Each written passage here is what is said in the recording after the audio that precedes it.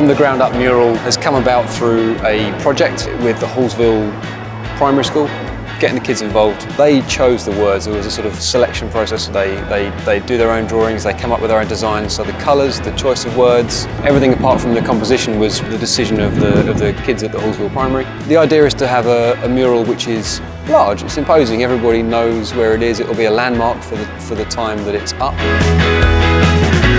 But rather than just plonk a mural in the middle of a neighbourhood and expect people to care, the community engagement through the school is important. And the message behind the mural is very much like everybody has to start somewhere, and you know, everything is coming from the ground up. So, you know, from the bottom and work hard and get to where you want to be, that kind of thing. Yeah, just a sort of broadly positive message.